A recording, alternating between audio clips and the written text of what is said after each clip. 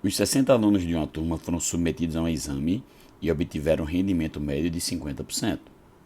Não satisfeito com o resultado, o professor resolveu aplicar uma nova prova, a qual submeteram 40 alunos, e o rendimento médio foi de 70%. Qual foi a nota média percentual considerando os resultados dos dois exames? Então, o que é que eu posso fazer para economizar até mesmo um trabalho? Eu posso dizer que o exame valia 10. Então, se 60 alunos tiveram rendimento médio de 50%, então é como se cada um dos 60 alunos tivesse tido média 5. Então, o acúmulo dos pontos desses 60 alunos seria 60 vezes 5. Já 40 alunos tiveram um rendimento médio de 70%. Então, 70% de 10 vale 7. Então, vou ter 40 alunos tendo rendimento de 7, gerando 40 vezes 7 pontos, que daria 280 pontos. Se eu somar isso tudo, vai dar o total de pontos. E se eu dividir pelo total de alunos, que no caso são 100 do primeiro mais 40 do segundo, 60 do primeiro mais 40 do segundo, vai dar a média percentual do exame. 60 vezes 5 vai me dar 300, 40 vezes 7, 280. 300 mais 280 dividido por 100. 580 dividido por 100 vai me dar 5,8. Então, se a nota total era de 10, que valia 100%, 5,8 vale 58%. Resposta letra E de escola. Um dono de farmácia compra um certo número de caixas de determinada droga, e ele é de mesmo preço individual, por um total de R$ 780. Se o preço da caixa da droga fosse R$ 9 a menos, ele poderia ter comprado 6 caixas a mais. Quantas caixas de medicamento o dono da farmácia comprou? Eu vou chamar o preço de cada caixa de P e a quantidade vendida de Q. Então, se eu pego o preço e multiplico pela quantidade vendida, vai dar justamente a minha arrecadação. Então, P vezes Q igual a 780. Com isso, segundo o texto, ele diz que se o preço da caixa fosse R$ 9 a menos, então o preço ao invés de ser P, vai ser P menos 9. E a quantidade vendida seria 6 caixas a mais, Q mais 6. Isso aqui vai me dar 780. E o desejo que ele faz é quantas caixas do medicamento o dono da farmácia comprou. Ou seja, ele quer o valor de Q. Isso aqui é um sistema. Fazendo a distributiva, PQ, mais 6P, menos 9Q, menos com mais dá menos 54. 9 vezes 6, 54. PQ, pessoal, vale 780. Que quando eu mandar para o outro lado, ele vai menos 780. Então ele vai cortar aqui, ó. E eu posso simplesmente, se eu quiser, achar o valor de P em função de Q. Então lá vamos. Menos 9Q vai para o outro lado mais 9Q. Menos 54 vai para o outro lado mais 54. 6 multiplicando, passou dividindo. Então vai dividir cada parcela dessa. 9 dividido por 6. 54 dividido por 6. 9 dividido por 6 dá 1,5, pessoal. E 54 dividido por 6 dá 9. Se eu pegar esse valor de P agora e substituir nessa igualdade, eu vou ter que 1,5Q mais 9 vezes Q é igual a 780. Ou eu desenvolvo aqui fazendo a equação do segundo grau, ou simplesmente eu posso observar que essa parcela e essa parcela são divisíveis por 1,5. Então, se eu colocar 1,5 em evidência, teremos Q mais 6. E agora?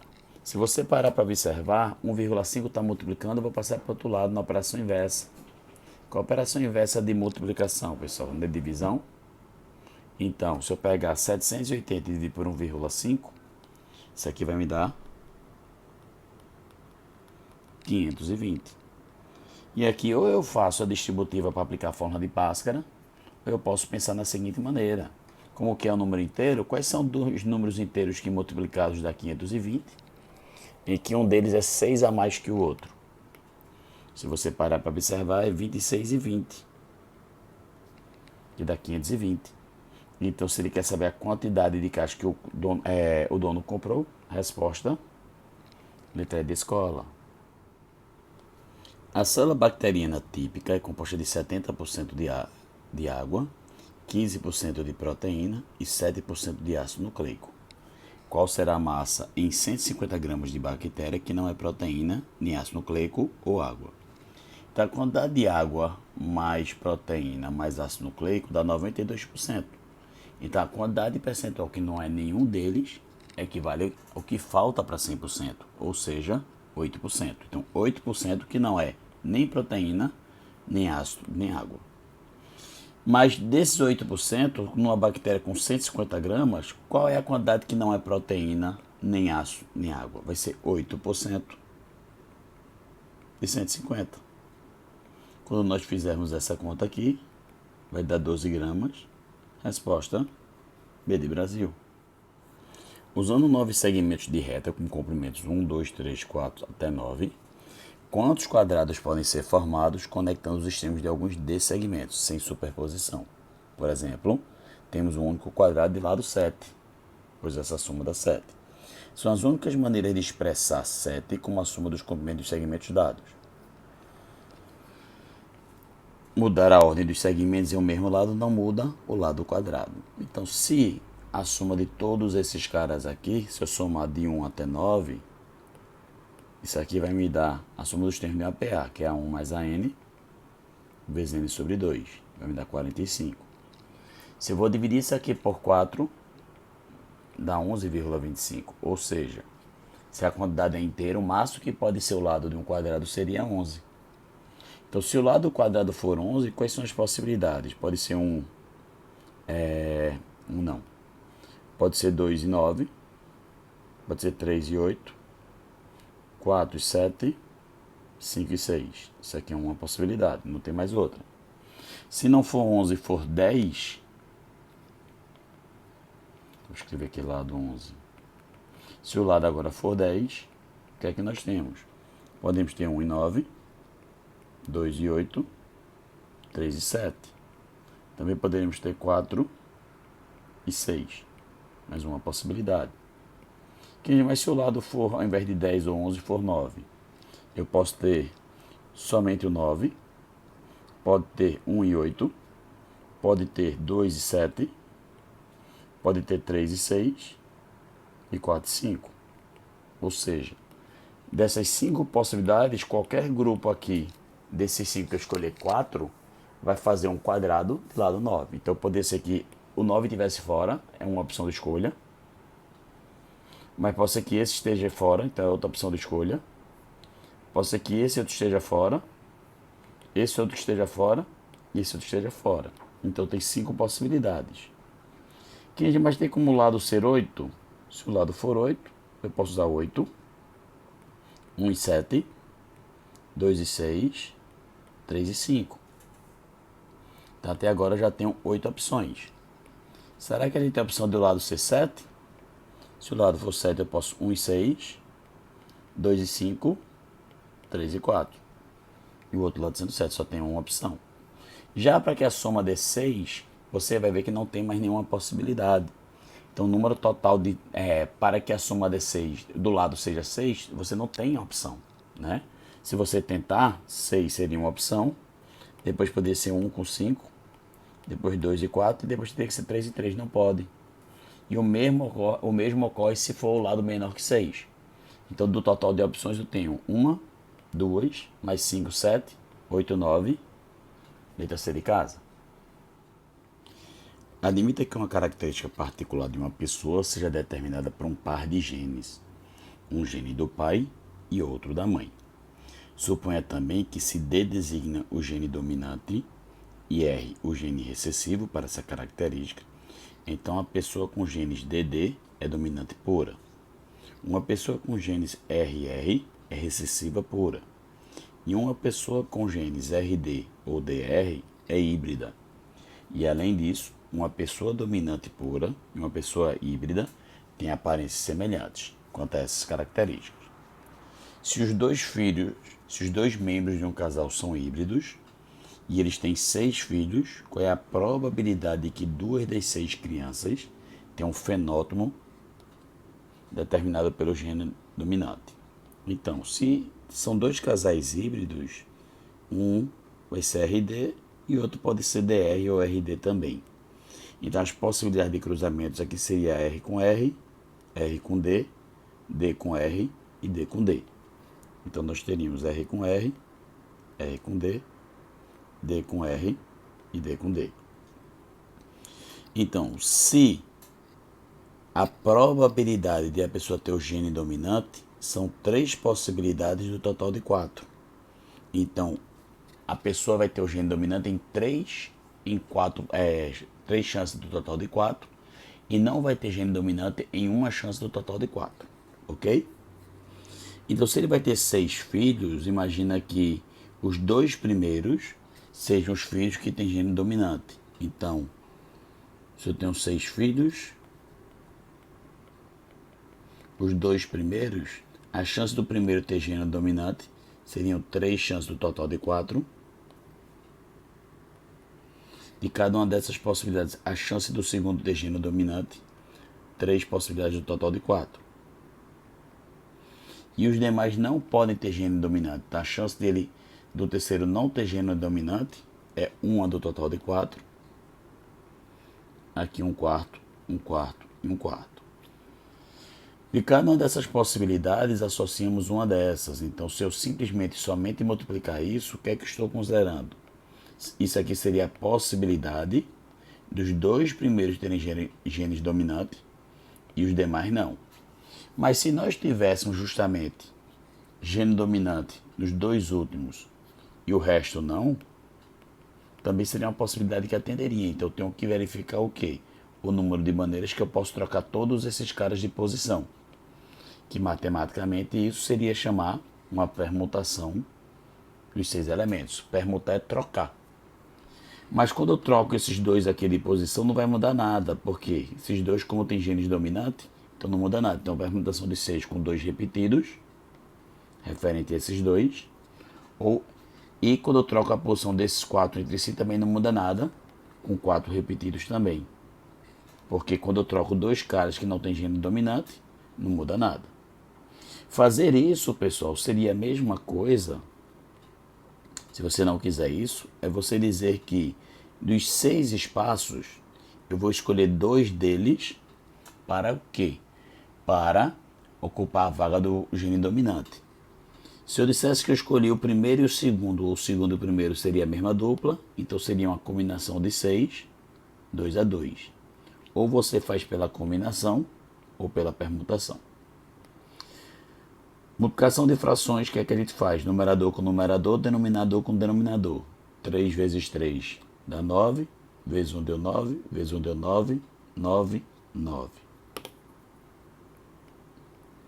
Já o denominador, 4 vezes 4, 16, 64, 256, 1024, 4096. E aqui o que é que eu preciso fazer? Permutação de 6 com 4 e 2 repetidos equivale a 6 fatorial, dividido por 2 fatorial, 4 fatorial. Lembrando que o fatorial é um produtório, é uma multiplicação de números, que vai reduzindo dele de 1 em 1 até chegar em 1. Então você vai ter 6 fatorial. Ou eu escrevo 6 vezes 5 vezes 4 vezes 3 vezes 2 vezes 1. Então simplesmente eu posso parar no 4. Com isso eu vou fazer uma simplificação. Desse 2 fatorial, 2 vezes 1. Fazendo a devida conta aqui, 4 fatorial em cima com 4 fatorial embaixo eu cancelei. 6 vezes 5 dá 30, dividido por 2 dá 15.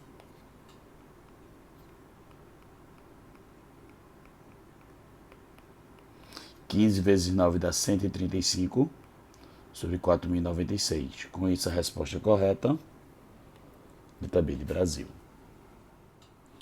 Um banco de sangue necessita de sangue do tipo O-. Suponha que pessoas de uma população são escolhidas ao acaso para serem examinadas em relação a terem ou não esse tipo de sangue. Se 15% da população tem esse tipo de sangue, qual é a probabilidade percentual de a primeira pessoa a ser encontrada com esse tipo de sangue ser a quarta pessoa escolhida? Indique o valor inteiro mais próximo do valor obtido. Então, pessoal, teremos 4 pessoas. As 3 primeiras não vão ter esse tipo de sangue e a quarta sim. Então, a chance da primeira não ter esse tipo de sangue, se o total é 100% e 15% é a possibilidade de ter o tipo de sangue, a chance de não ter vai ser 85%.